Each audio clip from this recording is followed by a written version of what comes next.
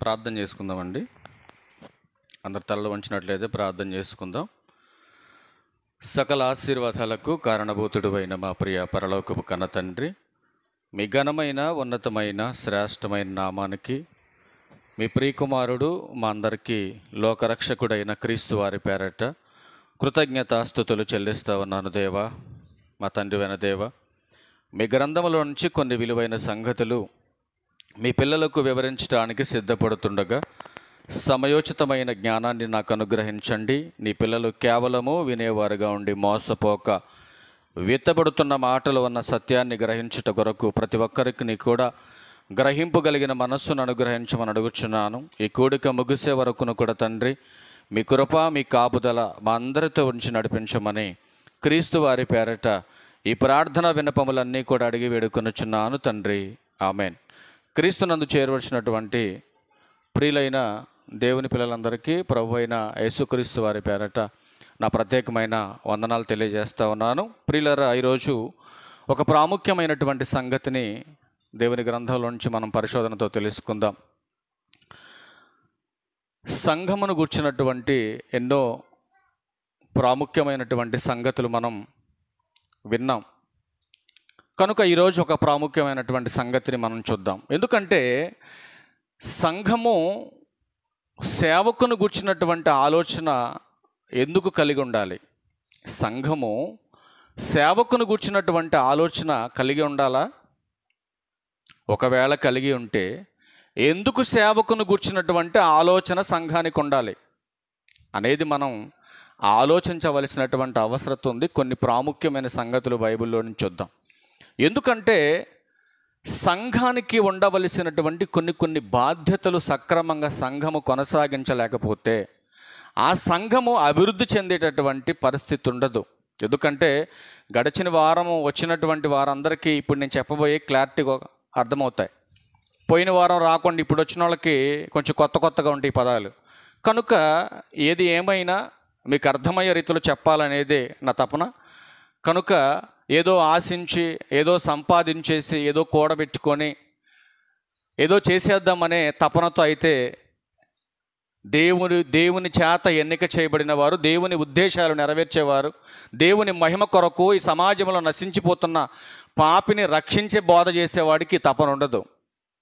ఎందుకంటే ఈరోజు బైబిల్ అడ్డు పెట్టుకొని సంఘాలను కట్టుకొని అదే బ్రతుకు తెరువుగా మార్చుకొని బోధ చేస్తున్న వారు కూడా సమాజంలో లేకపోలేదు. అందరినీ అలాగే భావించుకుంటే పొరపాటు. కనుక ఈరోజు సేవకుడు అనగానే ఈరోజు సంఘం కొన్ని సంఘాలు ఎలా భావిస్తున్నాయి అని అంటే, సేవకుడు అనగానే కూడు కొరకే పనిచేసేవాడు, అదొక వ్యాపారంగానో ఒక వృత్తిగానో ఒక బిజినెస్గానో మార్చేసుకున్నటువంటి వ్యక్తులుగా ఈరోజు సమాజంలో సేవకులుగా లేకపోలేదు. కనుక ఎందుకు ఈరోజు సేవకులు కొంతమందిని కూడు కొరకే సేవడ్డు పెట్టుకొని పనిచేస్తున్నారని మాట్లాడుతున్నారనంటే, ఈరోజు వాళ్ళ యొక్క ప్రవర్తన భావజాలాలు కూడా సమాజంలో అలా కనపడుతున్నాయి. కొంతమంది ప్రవర్తన ఎందుకంటే కేవలం రూపాయి కోసమే సేవ చేసేవాళ్ళు ఉన్నారు, కేవలము వాళ్ళ ఆనందం కోసం, వాళ్ళ మెప్పుల కోసం, గొప్పల కోసం సేవ చేసేవాళ్ళు లేకపోలేదు. నేడున్నటువంటి సమాజంలో ఒక 70% కంటే కూడా మనం ఇంకా చెప్పాలంటే 80% ఈరోజు దేవుడు కోరుతున్నట్టుగా ఆయన మహిమ కొరకు, పాపి మార్పు కొరకు సువార్త జరగట్లేదు. నా మాట అబద్ధమైతే మీరు యూట్యూబ్లో కొట్టి చూడండి, 10 మంది సేవకులను సెలెక్ట్ చేసుకొని చూడండి, అందులో ఒక్కడే చెప్తాడు పాపి మార్పు గురించి. మిగతా అన్నీ కూడా వాడి స్వలాభం కొరకు, ఈ దేహం కోసం నువ్వు ఆశపడుతున్న లోకాశల కొరకే వాడు సువార్త చేస్తున్నాడే తప్ప దేవుణ్ణి ఎలా మహిమపరచాలో, ఈ సమాజంలో నశించిపోతున్నటువంటి పాపిని ఎలా మార్చాలో, దేవుని మహాజ్ఞానాన్ని ఎలా బోధించాలో తెలియనటువంటి వారి యొక్క బోధన విధానం కూడా ఈ సమాజంలో మనం చూస్తున్నాం. ఎందుకు ఈ విషయాలన్నీ మీకు చెప్తున్నానంటే, విలువైనటువంటి వాక్యాన్ని, దానికి ఉన్నటువంటి విలువను ఈరోజు క్రైస్తవ సంఘం అర్థం చేసుకోలేకపోతూ ఉంది. ఎందుకంటే బోధ ఎంత విలువైందో ఈ క్రైస్తవ్యానికి ఎందుకు అర్థం కావట్లేదో ఎప్పటికీ నాకు అర్థం కావట్లే. ఎందుకంటే మనిషి యొక్క మార్పు అది వాక్యానుసారమైనదే ఉండాలి. మనిషి యొక్క భక్తి అది వాక్యానుసారమైనదే ఉండాలి. ఈరోజు క్రైస్తవుడని పిలువబడుతుంటే క్రీస్తు యొక్క అడుగుజాడలలో నడిచేటటువంటి తత్వం కలిగిన వారు ఈరోజు చాలా రేరుగా మనకు కనపడుతున్నారు. ఎక్కడ చూసిన సంఘాలు, ఎక్కడ చూసిన భక్తులు కనపడుతున్నారు, కానీ ఆ భక్తికి అనుగుణమైనటువంటి భక్తి భావజాలాలు మాత్రం ఈరోజు సంఘాలలో, సమాజాలలో కనపడట్లేదు. పేరుకు అందరూ క్రైస్తవులే. ఒక్కొక్క వీధిని చూస్తే 4-5 చర్చిలు ఉంటున్నాయి.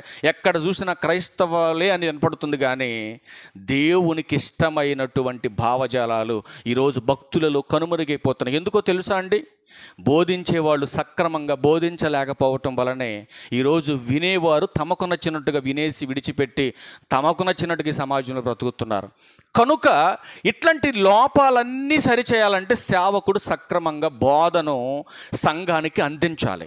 మరి సక్రమంగా సేవకుడు సంఘానికి అందించాలంటే మరి ఆ సంఘముకు కావలసినటువంటి అవసరమైన బోధ ఆదివారం అరగంట చెప్పేసి సరిపోదా? సంఘానికి సరిపోద్దమ్మా?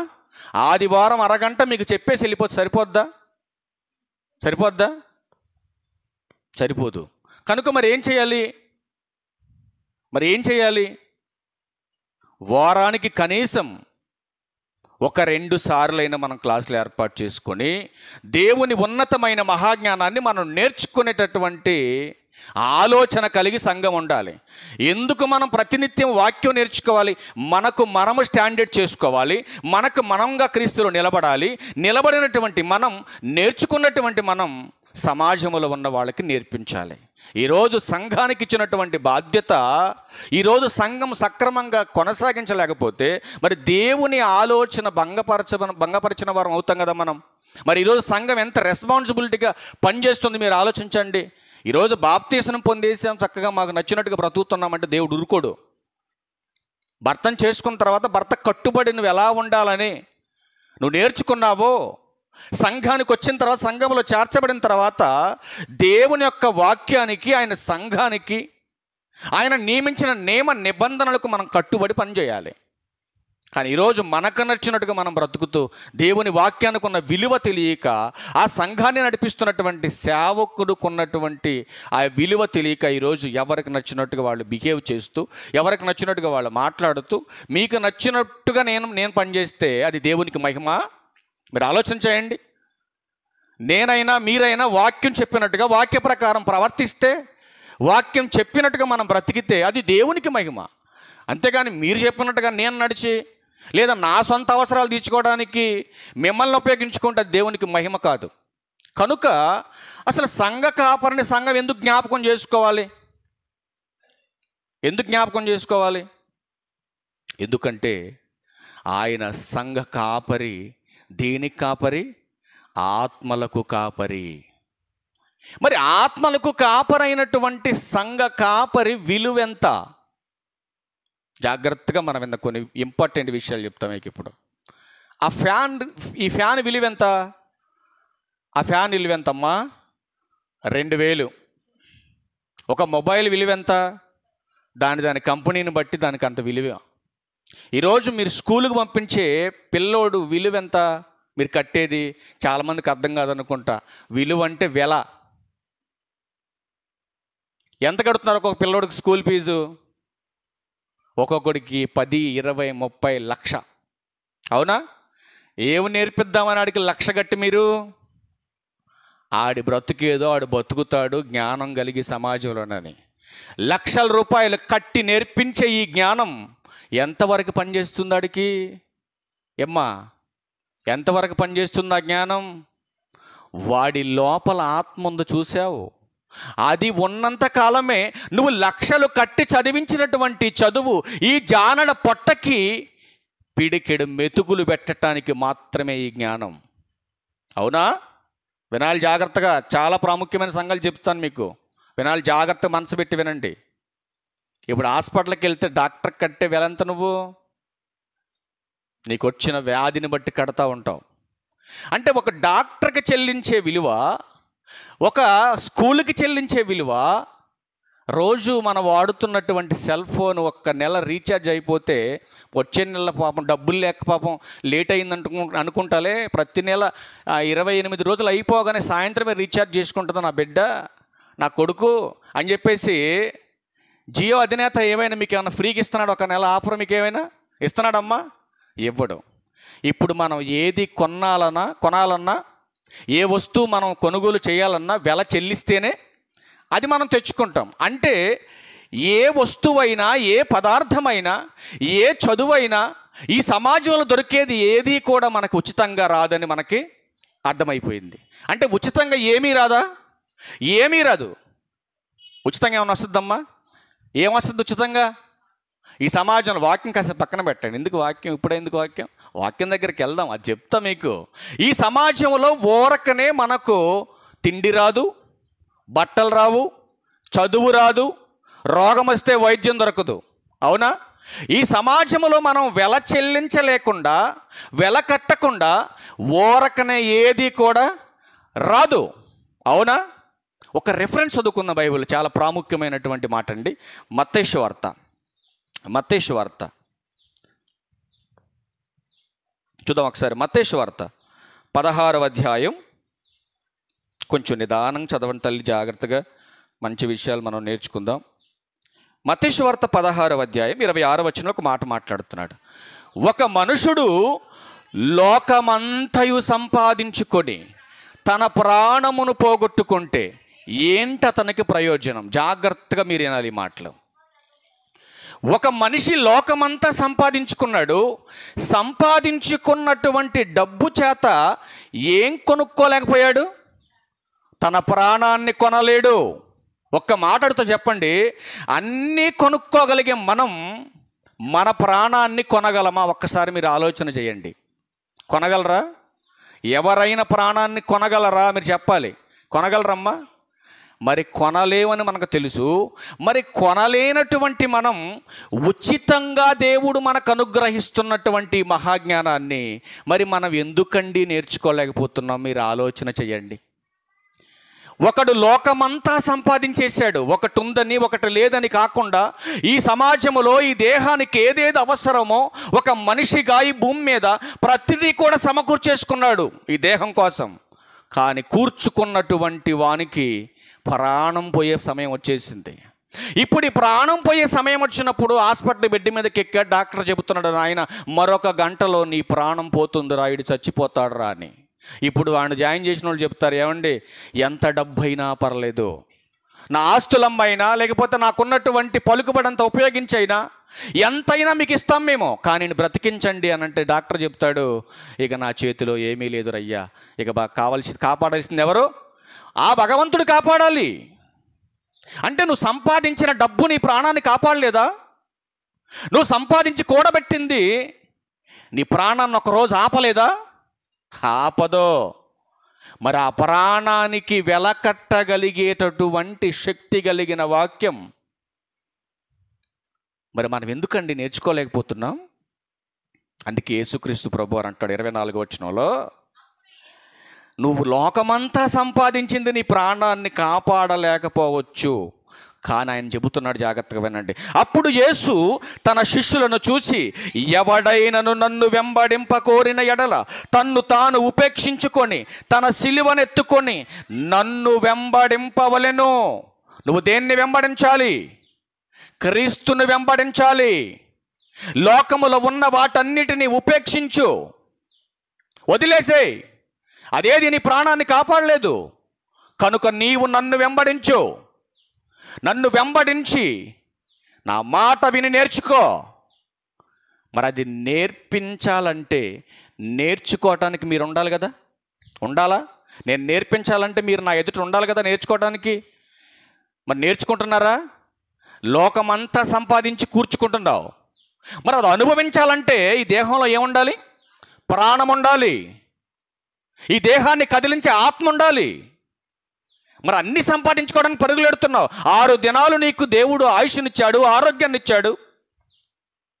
అయినా మనిషి ఆశకు అంతు లేకుండా, హద్దు లేకుండా దేవుని వాక్యానికి ఉన్న విలువ అర్థం కాక బాప్తీసం పొంది నీకు నచ్చినట్టుగా ఈ సమాజంలో తిరిగితే అన్నీ సమకూర్చుకున్నాక నీ ఆత్మ దేహాన్ని ఖాళీ చేసి వెళ్ళిపోతే ఏంటి నీ పరిస్థితి? ఏంటి నీ పరిస్థితి ఆలోచిస్తున్నావా? ఒక రోగం వస్తే నువ్వు సంపాదించి కూడబెట్టింది, రాత్రనక పగలనక కష్టపడి కూడబెట్టుకున్నటువంటి నీ సంపద అంతా ఒక్కరోజు హాస్పిటల్కి వెళ్తే ఊడ్చుకుపోతుందే. ఆలోచన వద్దా నీకు? అందుకే అంటున్నాడు ఆయన, నన్ను వెంబడించు. ఎప్పుడెప్పుడు వెంబడించమన్నాడు? ప్రతిదినం ఆయన్ని వెంబడించాలి. అలా అని చెప్పేసి పనులన్నీ పక్కన పెట్టి బైబిల్ సంకలో పెట్టుకొని బలాదూరు తిరగమనలా ఓళ్ళ మీద చెప్పాడు ఎక్కడైనా? 6 దినాలు కష్టపడు, 7వ దినాన రమ్మని చెప్పాడు. ఎవరికి? ఇశ్రాయేలీలకి. ఆ ఛాన్స్ని పోగొట్టుకున్నారు ఆ రోజుళ్ళు. కానీ ఇప్పుడేం చెప్పాడు? ఇదిగో మొదటి దినాన్ని వచ్చి ఇక్కడ కూర్చోవాలి. నువ్వు ఈ 6 దినాలు హ్యాపీగా నువ్వు పని చేయాలంటే, నువ్వు చేసిన కష్టార్జితం నువ్వు అనుభవించాలంటే మొదటి దినాన్ని వచ్చి ఇక్కడ కూర్చోవాలి. నువ్వు వస్తున్నారా? మరి వింటున్నారా వాక్యం? వినరు. అందుకే ఆయన అంటున్నాడు కదా, ఇదిగో నాయన, ఒకడు లోకమంతా సంపాదించుకొని కూడబెట్టుకున్నాడు, తన ప్రాణాన్ని పోగొట్టుకున్నాడు. ఏంటి వాడు కొరిగేది? లాభం ఏంటి వాడికి? కానీ యేసుక్రీస్తు ప్రభువారు చెబుతున్నాడు కదా, మీరు అవన్నీ పక్కన పెట్టండి, నన్ను వెంబడించండి. నన్ను వెంబడిస్తే అది మీకు దక్కుతుంది. కానీ ఈరోజు క్రైస్తవ సంఘానికి అర్థం కాలేదండి మాటల భావం. అందుకే సేవకులు ఎవరైనా కొంచెం గట్టిగా చెప్పినా, రెండవది సంఘ పరిచర్య నిమిత్తం మాట్లాడిన, సేవకుడు అనగానే కూడి కొరకు హెచ్చరించే మాటలేండి. ఆయన కూడి కొరకు, ఆయన బతుకుదేరు కోసం మాట్లాడే మాటలే కదండి. ఇక అలాగే మాట్లాడతారండి వాళ్ళు. అంటే ఈరోజు సేవకుని విలువ సంఘానికి అర్థం కాలేదు. అసలు బైబుల్ ఏం చెప్తుందో కొన్ని మాటలు మనం త్వరగా చూసే ప్రయత్నం చేద్దాం ప్రియులారా. ఎందుకంటే దేవుడు సంఘాన్ని ఎంత ఇచ్చుకున్నాడు? సంఘాన్ని?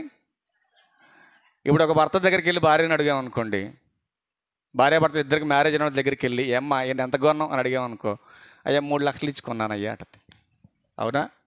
నవ్వారంటే డబ్బులు ఇచ్చుకున్నారు. మీరు అందరూ కొనుక్కున్నారు.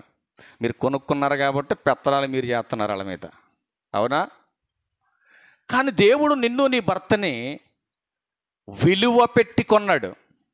నిన్నైనా నన్నైనా అందరినీ విలువ పెట్టి కొన్నాడు. విలువ పెట్టి కొన్నటువంటి సంఘాన్ని కాయుట కొరకు దేవుడే ఏర్పరచుకున్నాడు. ఎవరిని? సంఘ కాపరిని. విలువ, జాగ్రత్తగా వినాలి, విలువ పెట్టి కొన్నాడు.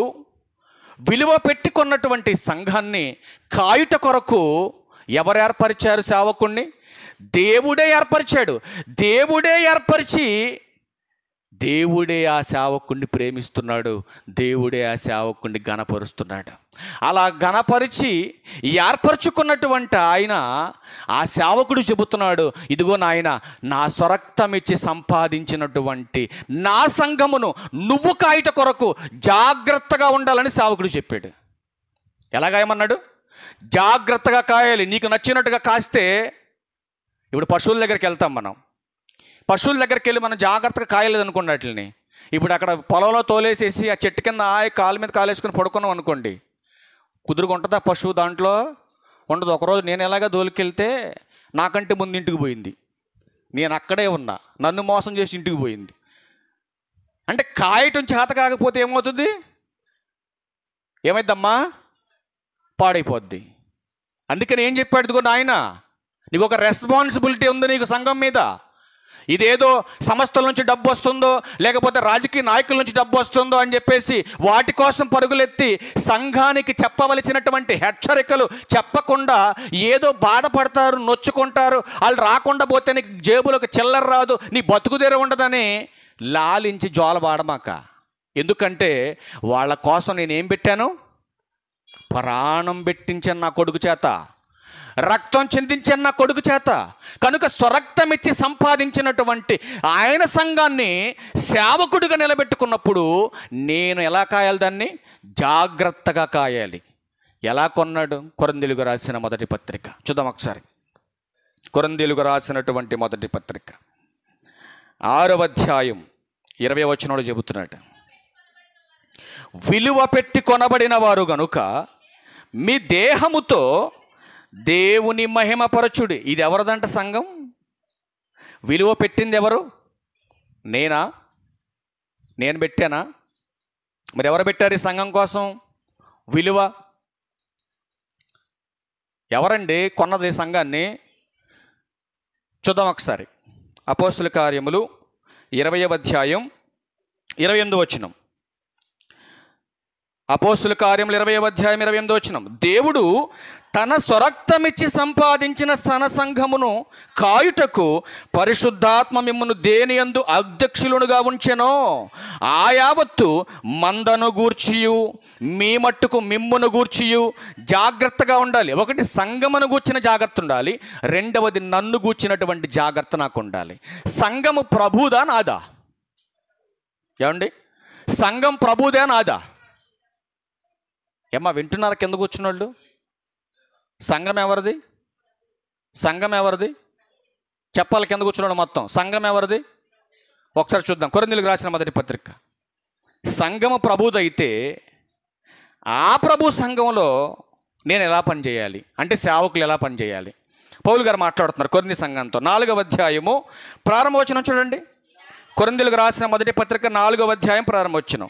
ఇలాగున క్రీస్తు సేవకులమనియు దేవుని మర్మముల విషయములో గృహ నిర్వాహకులమనియు ప్రతి మనుష్యుడు మమ్మును భావింపబలెను, మరియు గృహ నిర్వాహకులలో ప్రతి వాడును నమ్మకమైన వాడై ఉండుట అవశ్యము అంటున్నాడు. ఎలా పనిచేయాలి సంఘములో? ఏమండి, ఒక కుటుంబ నాయకుడు ఎలా అయితే పనిచేస్తాడో కుటుంబంలో, అలాగే సంఘ కాపరి కూడా.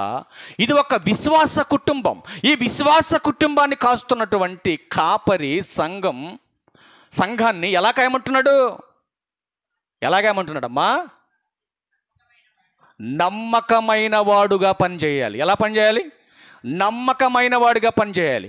ఈరోజు నమ్మకంగా సంఘాన్ని నడిపించి సంరక్షించి రక్షణకరమైన వార్త చెప్పే వాళ్ళు కరువైపోతున్నారు. అది మీకు అర్థమవుతుందా? ఆలోచించండి. ఎందుకంటే బోధ మారిపోయింది, సంఘాలు మారిపోతున్నాయి, అభివృద్ధి అవుతున్నాయి. కానీ ఈరోజు దేవుడు కోరుతున్నటువంటి భావనలో సువార్త పరిచర్య జరగట్లేదు. అది ఎక్కడో జరుగుతుందండి. కానీ ఈరోజు సంఘానికి అర్థం కాని విషయం ఏంటంటే, సేవకుడంటే దేవుని చేత ఏర్పరచబడిన వారు కొందరు. మరి దేవుడు ఏర్పరచుకున్నటువంటి వ్యక్తి సంఘాన్ని ఎలా కాయమని బైబిల్ చెప్తా ఉంది? నమ్మకంగా జాగ్రత్తగా కాయాలి. ఎందుకంటే విలువ పెట్టి కొన్నాడు ఈ సంఘాన్ని ఆయన. నాకు నచ్చినట్టుగా చేస్తే కుదరదు, నాకు నచ్చినట్టుగా బిహేవ్ చేస్తే కుదరదు. సంఘాన్ని జాగ్రత్తగా కాయాలి. ఎందుకంటే విలువ పెట్టి ఆయన కొన్నాడు కనుక ఆ విలువ పెట్టి కొనబడినటువంటి సంఘాన్ని కాచేటటువంటి సేవకుడుగా రెస్పాన్సిబిలిటీ నాకు ఉండాలంటున్నాడు. కనుక ఇంత రెస్పాన్సిబిలిటీ సంఘానికి కూడా ఉందంటారా? ఓన్లీ సేవకుడికే ఉండాలా? ఏమ్మా, సేవకుడికి మాత్రమే ఉంటే సరిపోదా? సంఘానికి కూడా ఉండాలా? సంఘానికి కూడా ఉండాలా? సంఘానికి కూడా ఉండాలనేటటువంటి పదం బాగానే ఉంది, కానీ మరి ప్రతినిత్యము సేవకును కూర్చున్నటువంటి ఆలోచన సంఘానికి ఎందుకు ఉండాలి? ఎందుకు ఉండాలి? బైబిల్ ఒక మాటను చూస్తారా? ఎందుకు ఉండాలా? ఎందుకు జ్ఞాపకం చేసుకోవాలి సేవకుడిని?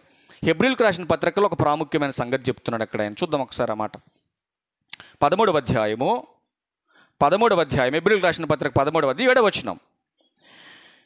మీకు దేవుని వాక్యము బోధించి మీ పైన నాయకులుగా ఉన్నవారిని జ్ఞాపకము చేసుకొని, ఒక్క నిమిషం అక్కడ ఆగుదాం. ఎందుకు జ్ఞాపకం చేసుకోమన్నాడు? మీ పైన ఉన్నటువంటి కాపరిని మీరు ఎందుకు జ్ఞాపకం చేసుకోవాలి? ఏమ్మా, ఎందుకు జ్ఞాపకం చేసుకోవాలి? ఏం జ్ఞాపకం చేసుకోవాలి ఆయన్ని మీరు? ఈరోజు కారు వేసుకొచ్చిండా లేదా? మంచి బట్టలు వేసుకొచ్చిండా లేదా? ఏమండి, ఇవేనా జ్ఞాపకం చేసుకునేది? ఆయన ఇంటికాడ ఉండా ఇటా తిరుగుతుండా? ఇదేనా మీరు జ్ఞాపకం చేసుకునేది? మరి ఏం జ్ఞాపకం చేసుకోవాలి ఆయన్ని? అసలు ఎందుకు జ్ఞాపకం చేసుకోవాలి చెప్పండి మీరు. సేవకుని గురించి ఎందుకు జ్ఞాపకం చేసుకోవాలి సంఘం? 17వ వచనం ఫస్ట్ లైన్ చదవండి. ఎందుకు జ్ఞాపకం చేసుకోవాలా? 17వ వచనం. మీ పైన నాయకులుగా ఉన్నవారు లెక్క ఒప్ప చెప్పవలసిన వారి వలె మీ ఆత్మలను కాయుచున్నారు. ఎందుకు జ్ఞాపకం చేసుకోవాలి సేవకుని మీరు? మీ ఆత్మలను కాసేటటువంటి వాడు, కనుక ప్రతిదీ కూడా ఎవరికి లెక్క చెప్పాలి? సేవకుడు దేవునికి లెక్క చెప్పాలి. ఈరోజు నాకు నచ్చినట్టుగా నేను బోధించేసుకొని ఏదో 4 చిల్లర మాటలు చెప్పి 4 చిల్లర రూపాయలు తీసేసుకొని దానికోసమే సంఘం అయితే అసలు దేవుని ఉద్దేశం ఏమైందో, దేవుని ప్రణాళిక ఏంటో, అసలు ఆయన విలువ పెట్టి కొన్నటువంటి సంఘాన్ని విలువ లేకుండా నేను సేవ చేస్తే అది దేవునికి మహిమ వస్తుందా? మీరు చెప్పండి. సేవకుని జ్ఞాపకం చేసుకోమన్నాడు. ఎందుకు జ్ఞాపకం చేసుకోవాలంటే ఆయన మన ఆత్మలకు కాపరి. మరి ఆత్మలకు కాపరైనటువంటి కాపరిని గూర్చి సంఘం ఎప్పుడు జ్ఞాపకం చేసుకోవాలి? ఏమ్మా, సంఘం సేవకుని ఎప్పుడు జ్ఞాపకం చేసుకోవాలి? జ్ఞాపకార్థ కూడికలోనా? మరి ఎప్పుడు జ్ఞాపకం చేసుకోవాలమ్మా? ఎప్పుడైనా ఒక వారం రాకపోతేనా? పోనీ ఒక నెల రోజులు రాకపోతేనా? ఎప్పుడు జ్ఞాపకం చేసుకోవాలి? చెప్పరేంటి అమ్మ ఎదురు కూర్చున్న వాళ్ళు? ఎప్పుడు జ్ఞాపకం చేసుకోవాలి? అనుదినం మీ ప్రార్థనలో జ్ఞాపకం చేసుకోవాలి. అనుదినము వాక్యాన్ని వింటున్నటువంటి మీరు ప్రతి అవసరతలో వాడిని జ్ఞాపకం చేసుకోవాలి. అవునా? ఉందా బైబిల్లో జ్ఞాపకం చేసుకోవాలని? ఉందా? ఎక్కడుంది? ఎక్కడుందమ్మా?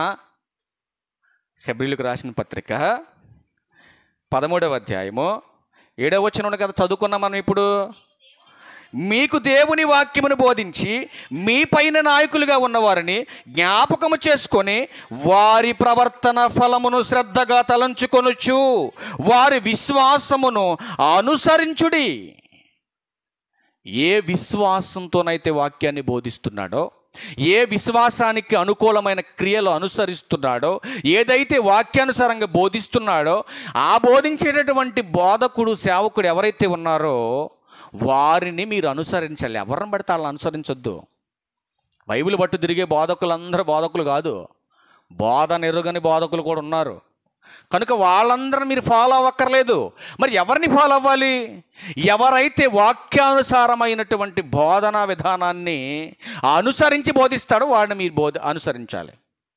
అందుకే దేవుడు చాలా ప్రాముఖ్యమైన సంగతులు రాయించాడు. ఒకసారి మనం బైబిల్లోకి వెళ్ళి చూద్దాం. ఎందుకంటే సంఘము విలువ పెట్టి కొనబడింది. అవునా? సంఘము అంటే మనమందరం కూడా విలువ పెట్టి కొనబడిన వారం.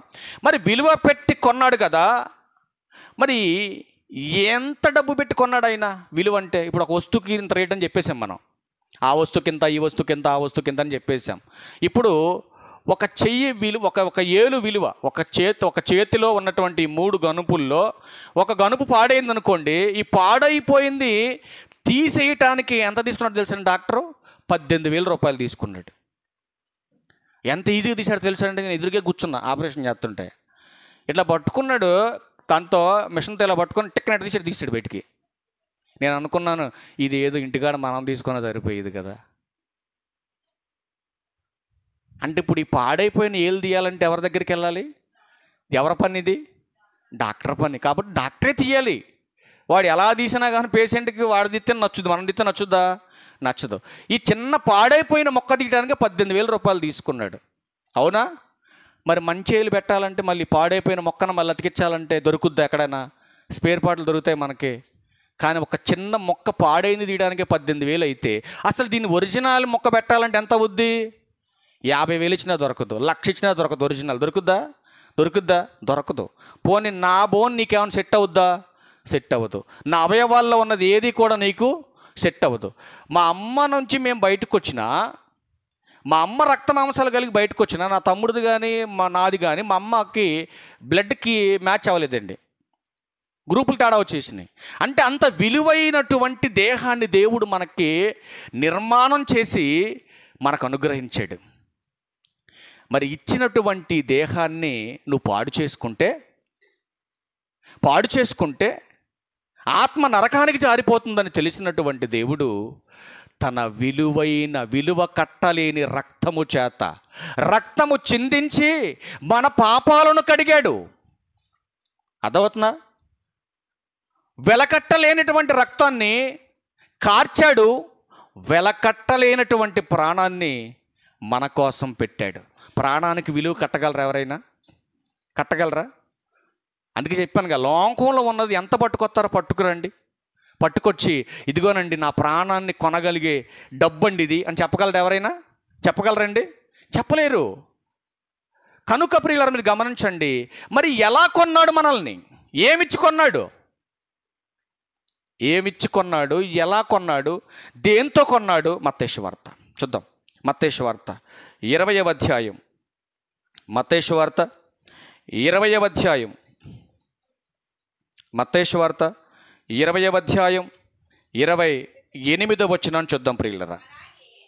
చూడండి, అలాగే మనుష్య కుమారుడు పరిచారము చేయించుకొనుటకు రాలేదు గాని పరిచారము చేయుటకును అనేకులకు ప్రతిగా విమోచన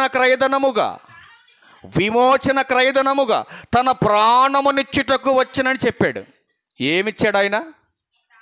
ఏమిచ్చి విమోచించాడు? ఎక్కడి నుంచి విమోచించాడు? ఎక్కడి నుంచి? పాపము నుంచి విమోచించాడు. పాపము నుంచి విమోచించడానికి, అనేకులను కొనటానికి.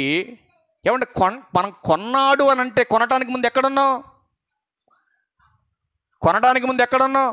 ఆల్రెడీ అపవాది ఏం చేశాడు? మనల్ని ఆక్రమించేసుకున్నాడు, బంధించేసాడు మనల్ని కూడా బంధించేసి, పాపం అనే బంధకముల చేత వాడు ఏం చేశాడంటే అందరినీ కూడా బంధించేసి వాడి గుప్పెట్లో పెట్టుకున్నాడు అందరినీ. అలా బంధించబడిన వారందరినీ ఆ పాపం అనేటటువంటి సంఖ్యలను తెంపి విమోచించి ఏం చేశాడు తెలుసండి? తన ప్రాణాన్ని పెట్టి విమోచించాడు అందరినీ. దేంతో కొన్నాడు అందరినీ? ప్రాణమిచ్చి కొన్నాడు. ఏమండి, ప్రాణం పెట్టి మనందరినీ కొన్నాడు కదా. ఏమండి, మనల్ని కొన్నటువంటి యేసుక్రీస్తు వారి ప్రాణం విలువ ఎంత? ఆయన విలువ అర్థమైందా క్రైస్తవ్యానికి? ఇవాళ నశించి నరకానికి జారిపోతున్న వాళ్ళందరినీ వెదికి రక్షించడానికి యేసుక్రీస్తు ప్రభు వారు వచ్చాడని చిన్నప్పటి నుంచి వింటున్నాం మనం. ఎక్కడి నుంచి ఎతికి రక్షించడానికి వచ్చాడు? అసలు ఎక్కడి నుంచి రక్షించడానికి వచ్చాడు ఆయన? పాపంలో బంధించబడిన నిన్ను ఎందుకు రక్షించడానికి రక్షకుడికి వచ్చాడు? అసలు రక్షించవలసినటువంటి అవసరం ఎందుకు ఏర్పడింది? ఇవన్నీ మనం ప్రతి క్రిస్టమస్కి వింటున్నాం. ఇప్పుడు వద్దులేండి దాని గురించి. కానీ ప్రియులారా, ప్రాణం విలువ మనకు అర్థం కాలేదు. వెల కట్టలేని ప్రాణాన్ని ఇచ్చాడు. డబ్బులు కట్టగలవా మనం ప్రాణానికి? కట్టలేము. అలాంటి ప్రాణాన్ని పెట్టి మనల్ని కొన్నాడు. మరి కొన్నటువంటి మనకు దాని విలువ అర్థమవుతుందా? మీరు ఆలోచన చేయండి. అందుకే అంటున్నాడు కదా, ఏది ఉచితంగా మీకు ఇచ్చినా దాని విలువ తెలియదు అంటుంది గ్రంథం. మీరు ఆలోచన చేయండి. ఇప్పుడు బైబిల్ అక్కడక్కడ కొంతమంది పంచుతూ ఉంటారు, అవునా? ఊరకనే వచ్చిన దాన్ని జాగ్రత్త చేసి తాస్తావా? జాగ్రత్త చదువుకుంటావా? ఊరికనే వచ్చిన దాన్ని. ఇప్పుడు గాలి మనం కొంటున్నావా? ఫ్రీగా వస్తుందా ఆక్సిజన్ బయట? ఇప్పుడు నేను హాస్పిటల్ తీసుకెళ్ళి అక్కడ నేను బెడ్ మీద ఎక్కించి ఆక్సిజన్ పెట్టిండాను. ఎంత తీసుకున్నాడు గంటకి? సుమారు 10,000 అనుకుందాం. గంటకి 10,000 అనుకుందాం. నువ్వు పుట్టిన దగ్గర నుంచి ఇప్పటి వరకు ఎంత పీల్చావు గాలి? ఎన్ని గంటలు పీల్చావు గాలి? అంటే ఉచితంగా దేవుడు ఇస్తున్నాడు కనుక గాలి విలువ నీకు అర్థం కాలేదు. ఇప్పుడు పంట పొలానికి నీళ్ళు పెట్టాలంటే ఏమంటే ఇప్పుడు మన దగ్గర బోర్ లేదు, వర్షం పడట్లా. పక్కన వాడి దగ్గర బోర్ వాటర్ తీసుకొని మన పంట ఏదాకా పండించుకోవాలంటే ఎంత ఇవ్వాలి ఆయనకి? మనం ఎంత ఇవ్వాలండి? ఎంత ఇవ్వాలి? మా మామగారు అయితే అన్నాడు కదా, కోళ్ళపరానికి ఇస్తున్నాడు నీళ్ళు. అయినా సంవత్సరానికి 16,000 కోళ్ళపరానికి నీళ్ళు ఇస్తాయినా వాళ్ళ బోర్ నుంచి సంవత్సరానికి 16,000 రూపాయలు తీసుకుంటున్నా అన్నాడు ఆయన. అదే వాటర్ దేవుడు నీకు ఫ్రీగా వర్షంగా కురిపిస్తుంటే ఆ వాటర్ విలువ తెలుస్తుందా? ఒక డబ్బా నీళ్ళు కొనుక్కొచ్చుకుంటే రేట్ ఎంత? మినరల్ వాటర్ తాగే నీళ్ళు మనం ఎంతమ్మా? ఇంటికి తెచ్చిపోతే 10 రూపాయలు, 15 రూపాయలు. అవునా? మరి ఆ నీళ్ళు ఏం చేస్తావు నువ్వు? ఒకప్పుడు ఏం చేసేవాళ్ళు? బావిల్లో నుంచో కొట్టుడు బోర్లోని తెచ్చుకునేవాళ్ళు. ఆ నీళ్ళే తినేవాళ్ళు, ఆ నీళ్ళతోనే కడిగేవాళ్ళు, ఆ నీళ్ళతోనే భోజనం తిన్నా చేయగడుక్కునేవాళ్ళు, ఆ నీళ్ళతోనే కంచాలు కడిగేవాళ్ళు. మరి ఇప్పుడు తాగటానికి ఒక వాటరు, బట్టలు ఉతకడానికి ఒక వాటరు, సామాన్లు కడుక్కోవడానికి ఒక వాటరు. అవునా? ఇప్పుడు వాటర్ విలువ అప్పుడు తెలిసిందా, ఇప్పుడు తెలిసిందా మనకు? ఎప్పుడు తెలిసింది? కొంతమందికి అప్పుడు తెలియదు, ఇప్పుడు తెలియదండి. నా కూతురు లాంటి వాళ్ళకైతే లఫా పోసేస్తా ఉంటుంది కింద నీళ్ళు. నేను చెప్తా, అత్తారింటికి పోతే లాగి తంతారు అన్నమాట, చేయమాకని చెప్తాను నేను. విలువ తెలియాలి. దేవుడు ఉచితంగా ఇస్తున్నాడు కనుక మనిషికి విలువ తెలియదు, దాని విలువ. అదే కొని చూడు, విలువ తెలిసిద్దా తెలీదా? తెలిసిద్దా తెలీదా? ఇప్పుడు 300 రూపాయల బైబిల్ ఎవడో ఫ్రీగా ఇస్తే దాని విలువ తెలియక సన్సైడ్ మీద పడేస్తున్నావు తీసుకొచ్చి. ఇప్పుడు 1,00,000 పెట్టి కాసు బంగారం కొని ఎక్కడ పడేస్తావు తీసుకెళ్దాన్ని? నువ్వు చచ్చేటప్పుడు బంగారం కాపాడుద్దా, వాక్యం కాపాడుద్దా? అయినా సరే బైబిలే భారతం కానీ వాక్యం పట్టుకోం మనం. బంగారాన్ని పట్టుకుంటాం కానీ వాక్యం పట్టుకోం మనం. అవునా? దేనికి విలువ ఎక్కువిస్తున్నాడు మనిషి? వెల చెల్లించి కొన్నదానికే విలువిస్తున్నాడు మనిషి. అందుకనే వాక్యం విలువ వీళ్ళకి ఎందుకు అర్థం కాలేదంటే, వాక్యానికి ఉన్న విలువ ఎందుకు అర్థం కాలేదంటే, మరి దేవుడు ఉచితంగా పంచుతున్నాడు కదండి సమాజానికి. అంటే లోకం అంతా కాపాడలేనటువంటి ప్రాణాన్ని ఉచితంగా ప్రకటించే వాక్యం కాపాడుతుంది. నీకు దీర్ఘాయువు కావాలంటే ఎక్కడ దొరుకుద్ది? నువ్వు జీవించే సంవత్సరములు అధికము కావాలంటే ఎక్కడ దొరుకుతుంది? నువ్వు తాగుతున్న వాటర్ వలన నీ ఎముకలకు సత్తువ పోతుంది. ఆ సత్తువ ఇవ్వగలిగేది వాక్యం అని బైబిల్ చెప్తా ఉంది. మరి ఉచితంగా ప్రకటిస్తుంది కనుక నీకు ఈ వాక్యం విలువ నీకు అర్థం కాలేదు. అందుకే దేవుడు ఏం చెప్పాడో తెలుసా? ఉచితంగా వాక్యం చెప్పకండి, కలకి చెప్పకండి. ఉచితంగా వాక్యం ఎవరు చెప్పాలి తెలుసా అండి? మారు మనసు పొందటానికి రెడీగా ఉన్నటువంటి, అజ్ఞానములో ఉన్నటువంటి వారికి ఉచితంగా చెప్పండి.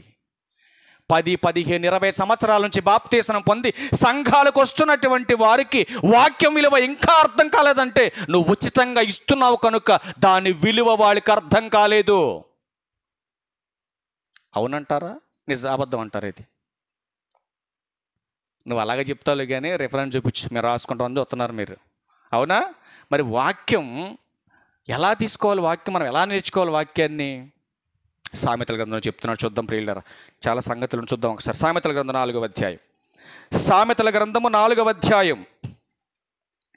ఎందుకంటే ఈ సమాజానికి వాక్యం విలువ అర్థం కాలేదండి. అందుకే ఏం చెబుతున్నాడు చూడండి. సామెతల గ్రంథం 4వ అధ్యాయం 7వ వచనం చూస్తారా? ఏమన్నాడు చూడండి.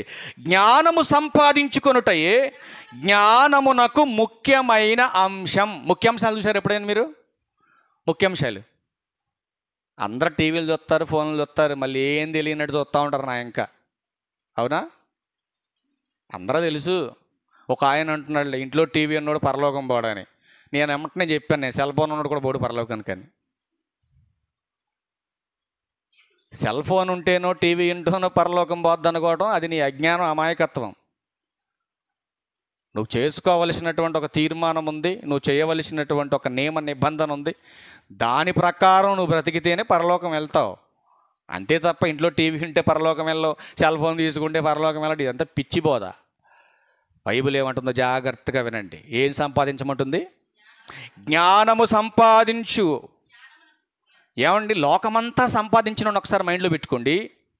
జ్ఞానం సంపాదించమని సొలొమోను గారు చెప్తున్నాడు. జాగ్రత్తగా మనం వింటాం. ఇప్పుడు లోకమంతా సంపాదించిన వాడు ఏం పోగొట్టుకున్నాడు? ప్రాణాన్ని పోగొట్టుకున్నాడు. ఇప్పుడు జ్ఞానము సంపాదించుకున్న వాడికి కూడా అదే పరిస్థితి వస్తుందా? చూద్దాం ప్రియులారా, కంటిన్యూషన్ చేద్దాం, మాటలు బాగుంటాయి. చూడండి ఏమంటాడు. జ్ఞానము సంపాదించుకున్నట్టే జ్ఞానమునకు ముఖ్యాంశం అని చెబుతూ అంటున్నాడు కదా. ముఖ్యాంశాలు మరొకసారి విందాం మనం. ఇప్పుడు ఒకసారి జాగ్రత్తగా ఆగుదాం మనం. ఇప్పుడు జ్ఞానం సంపాదించాలంటే ఊరకనే వస్తుందా? ఒకసారి మనం ఆలోచన చేద్దాం. ఇంజనీర్ అవ్వాలంటే ఊరకనే అవుతాడా? ఏ స్కూల్కి వెళ్ళి నేర్చుకుంటాడు ఇంజనీరింగ్? ఊరకనే.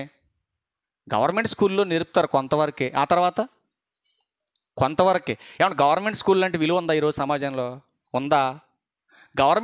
గవర్నమెంట్ స్కూల్లో ఉన్న టీచర్లు గొప్పోళ్ళ, వేరే ప్రైవేట్ స్కూల్లో ఉన్న వాళ్ళు గొప్పోళ్ళ?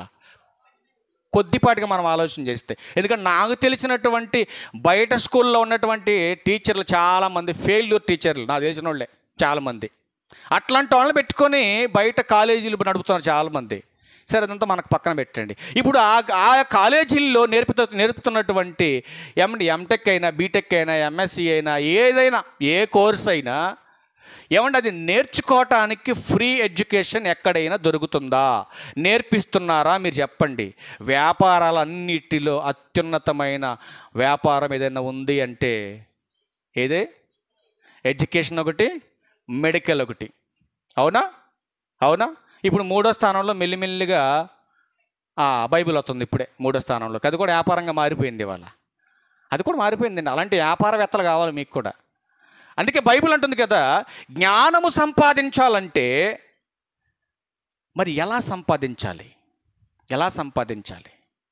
ఊరకనే నేర్పేస్తారా? ఊరకనే వచ్చేస్తుందా?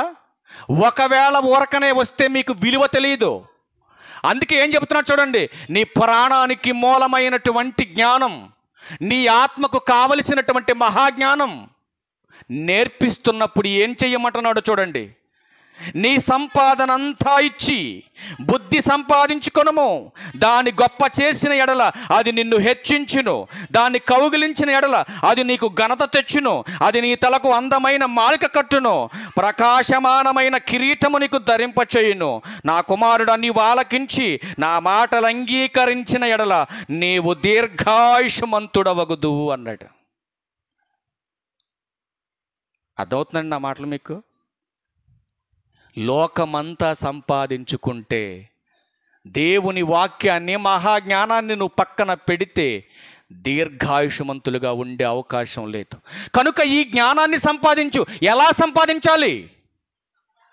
నీ సంపాదన అంతా ఇచ్చి దాన్ని కొనుక్కోమంటున్నాడు ఆయన. సంపాదించు దాన్ని. మరి ఇస్తున్నారండి? ఇస్తున్నారా? ప్రతి గురువారం క్లాసు పెట్టుకోవలసి, దేవుని మాటలు నేర్చుకోవలసిన మనం ఎందుకు క్లాస్ ఆగిపోయింది మన మందిరంలో మీరు తెలుసా? ఎందుకు ఆగిపోయిందండి? ఎందుకు ఆగిపోయింది? నువ్వు 24 గంటలు పని చేస్తే నీ దేహానికి ఆరోగ్యం రాదు. నువ్వు కూడబెట్టిన సంపద నీ యొక్క బ్రతుకుని ఒక దినాన్ని పెంచదు. నువ్వు బ్రతికే కాలాన్ని, దీర్ఘాయువు నీకు రాదు. ఎంత చేసినా, ఎంత సంపాదించినా దేవుని మహాజ్ఞానాన్ని గనక నువ్వు నేర్చుకోకుండా తిన్నామా, పడుకున్నామా, తెల్లారిందా, ఇదే నీ బ్రతుకైతే భక్తిహీనతతో నువ్వు చనిపోతే ఎక్కడికి వెళ్ళిపోతావు? గ్రంథం నరకానికి జారిపోతావు నువ్వు. అంటే నువ్వు కొంతకాలం బ్రతకాలన్నా, నీ దేహానికి ఆరోగ్యం కావాలన్నా, నువ్వు చేస్తున్న ప్రతి పని దీవించబడాలన్నా ఏది కావాలి? నీ కుటుంబంలో దేవుని వాక్యం కావాలి. దేవుని వాక్య జ్ఞానాన్ని సంపాదించాలి. అది సంపాదించాలంటే అక్కడున్నవాడు ఇక్కడికి రావాలంటే మరి వాడికి ట్రావెలింగ్ ఖర్చులు కావాలి కదా. ఇప్పుడు ఇక్కడ పనిచేసి నేను కొర్లమండ వెళ్ళి కొర్లమండ అయ్య గారిని అడగటం బాగుంటుంది. జంక్షన్ నుంచి వచ్చే అయ్య గారిని, ఇప్పుడు ఇక్కడ పనిచేసి నేను అక్కడికి వెళ్ళి, పాస్టర్ గారండి మా సంఘానికి రావటానికి నా పెట్రోల్ ఖర్చులు చాలట్లేదండి, ఒక 500 ఇయ్యన్న అని అడుక్కుంటే బాగుంటుందా? పోన్ ఇక్కడ కూడొద్దు, అక్కడ కూడొద్దు. ఇప్పుడు సంస్థలో పని చేస్తాను కాబట్టి సంస్థ దగ్గరికి వెళ్ళి, ఏమంటే మరి నా పెట్రోల్ ఖర్చులు చాలట్లేదండి, మరి సంఘం 50 మంది ఉన్నారు, మరి నాకు ఒక 1000 రూపాయలు పెంచండి, అక్కడ అడుక్కోవటం ఏమైనా బాగుందా? బాగుంది ఎక్కడైనా? మరి ఎక్కడ అడగాలి? అడిగితే సంఘాన్నే అడగాలి. పని చేస్తుంది ఇక్కడ కనుక ఇక్కడే అడగాలి నేను. అంతేగాని సంఘములో పనిచేస్తూ సంఘ కాపరిగా నేను ఇక్కడ ఉంటూ సంఘానికి విలువైన మహాజ్ఞానాన్ని నేర్పిస్తున్నప్పుడు మరి మీ దగ్గర కాకపోతే నేను ఎక్కడ అడగాలి? ఒక్కటి ఆలోచన చేయండి. నేను అడగాల? మిమ్మల్ని అడగాలండి? మళ్ళీ అనుకుంటారు కదా అడగందే ఏం పెట్టదు. అది అమ్మ సామెత. అది ఇదెవరి సామెత? ఇదెవరి సామెత అండి? దేవునిది. మీరు అడిగాడని అన్నీ ఇచ్చాడు దేవుడు మీకు? మీరు అడిగాడని అన్నీ ఇచ్చాడా? మీరు అడగకుండానే అన్నీ ఇచ్చాడు. కనుక మీకు అవసరమైనటువంటి వాక్యాన్ని నేర్పించేది ఎవరైతే కాపరిగా ఉన్నారో ఆ కాపరి పోషణ కొరకు, పరిచర్య ధర్మం జరిగించడం కొరకు. ఏమండి ఇప్పుడు మనకు పెట్రోల్గా సరిపోకపోతే ఇంకేదైనా చిన్న చిన్న అవసరాలు వస్తే మనం ఎలా దాన్ని అడ్జస్ట్ చేసుకోవాలి? మీరు ఆలోచన చేయండి. ఎంత ఇచ్చి నేర్చుకోమన్నాడు జ్ఞానాన్ని? నీ సంపాదన అంతా ఇచ్చి నేర్చుకోమన్నాడు. నీ సంపాదన అంతా ఇస్తే ఈ వాక్యం ఏం చేస్తుందో? నిన్ను కాపాడుతుంది. వాక్యం నిన్ను రక్షిస్తుంది, నిన్ను గొప్ప చేస్తుంది, నీకు దీర్ఘాయువునిస్తుంది. ఇందులోనే 13లో కిందకు వచ్చేసరికి ఏమంటున్నాడు చూడండి. 13లో ఉపదేశమును విడిచిపెట్టక దాన్ని గట్టిగా పట్టుకొనుము, అది నీకు జీవము గనుక దానిని పొంది ఉండుము అంటున్నాడు. చూసారండి?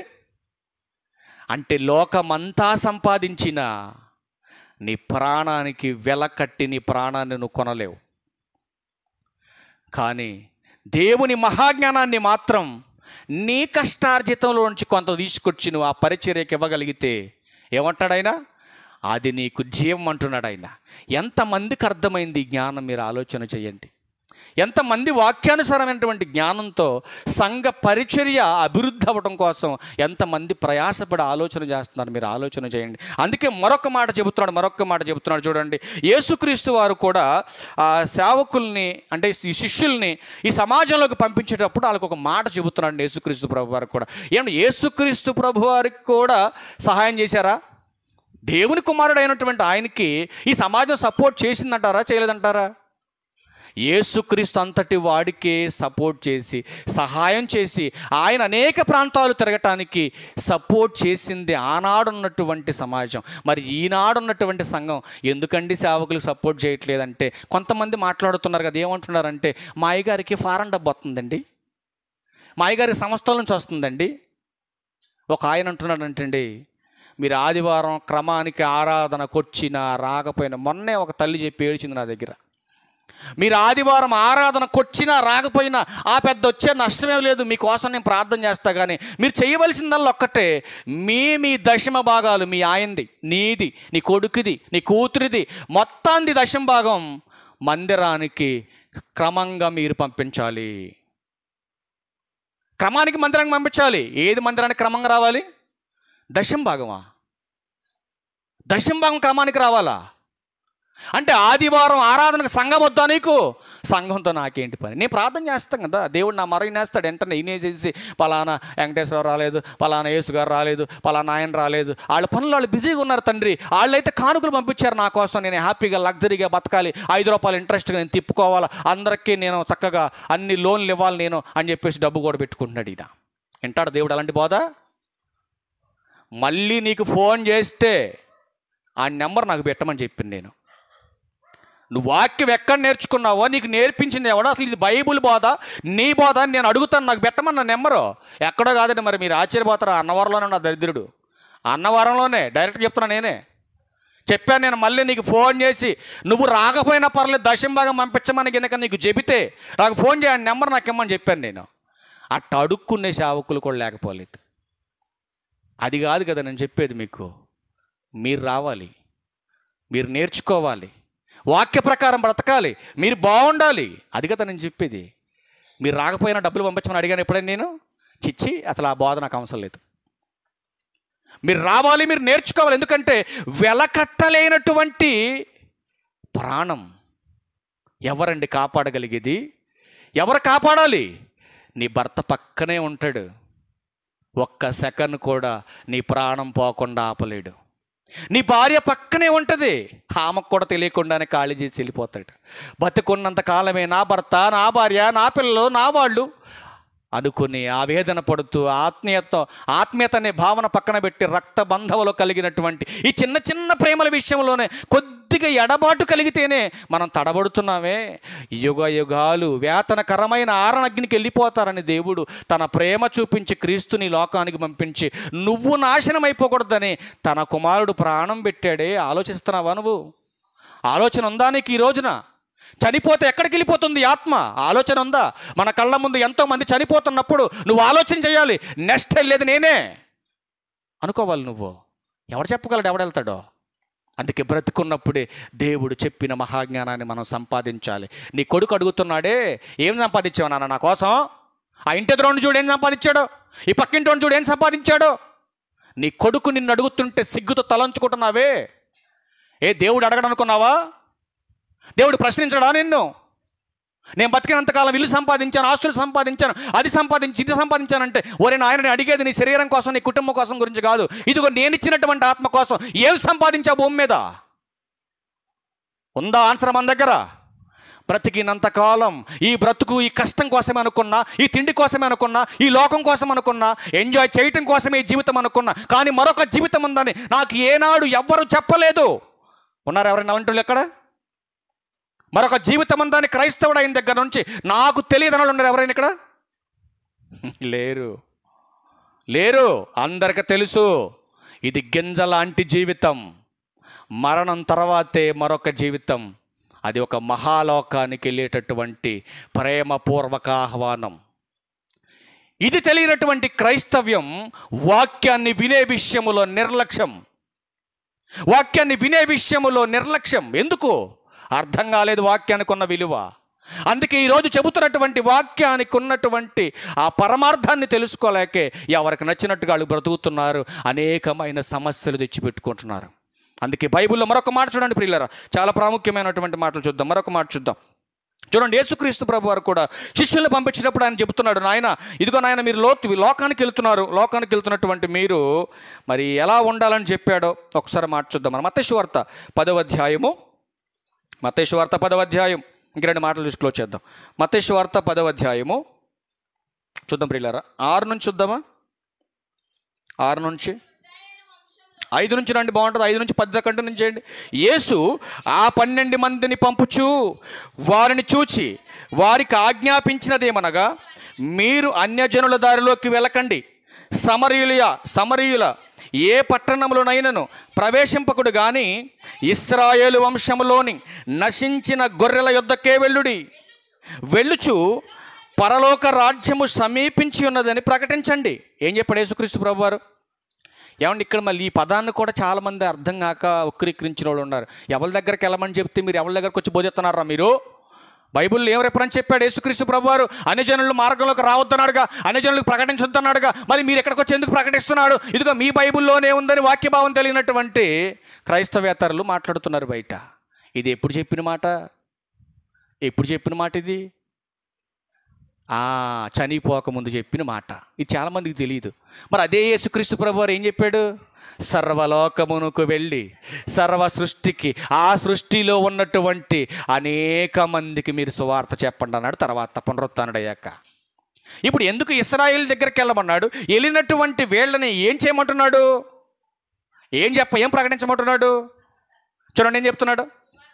సువార్తను ప్రకటించండి.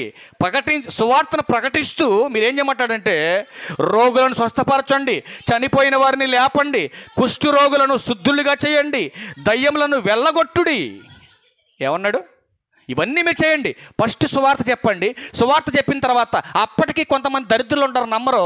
ఎట్లాంటివి చేస్తే వాళ్ళు నమ్ముతారు. కనుక ఇవి చేయండి. మీరు పునరుత్థానానికి ముందు జరిగిన సిచ్యువేషన్ జాగ్రత్తగా వినాలి. సువార్తలో ఉన్నటువంటి సత్యం తెలియనటువంటి చాలామంది సువార్తను కలిపి చెరిపేస్తున్నారు.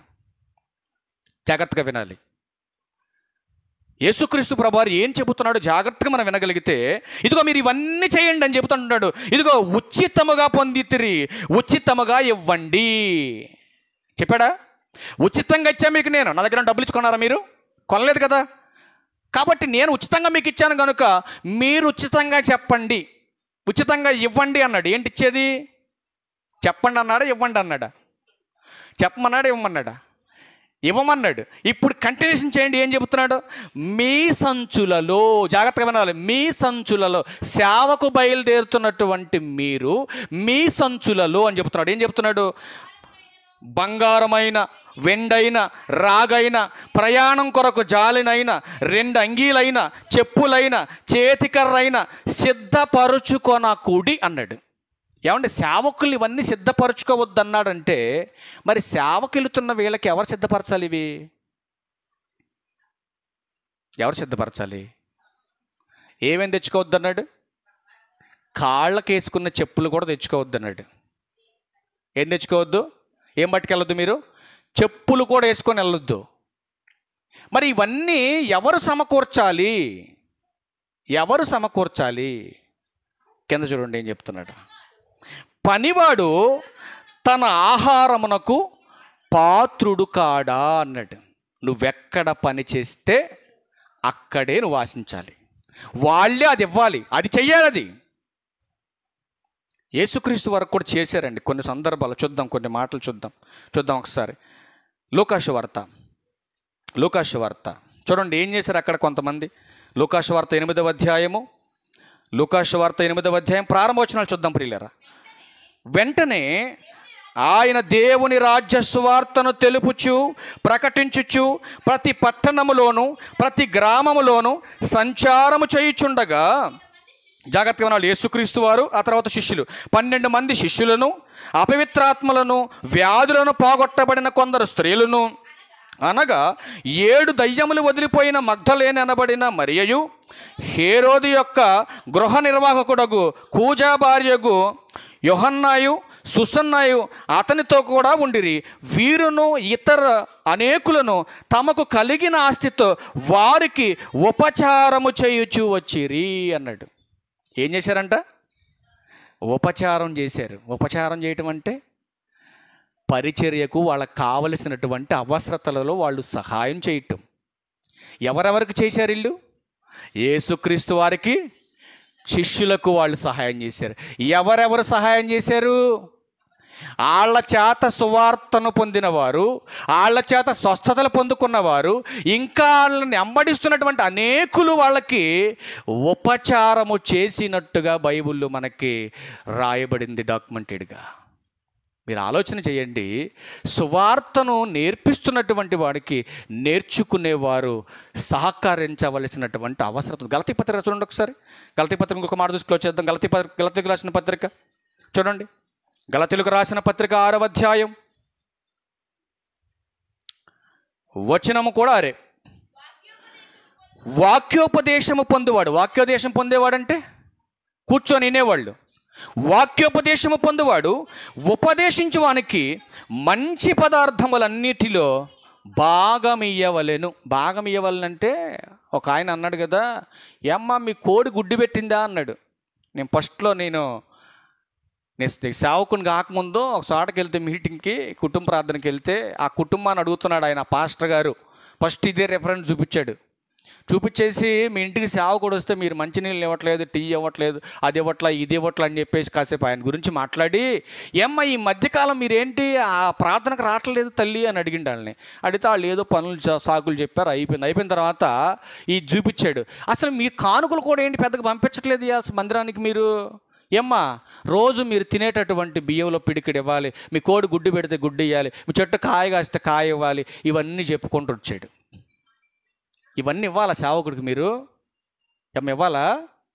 ఇవ్వాలా? ఇవన్నీ చెయ్యాలా మీరు? అవసరం ఇదంతా మీకు? ఎందుకు ఇవ్వాలి ఆయనకి మీరు? దేనికమ్మా?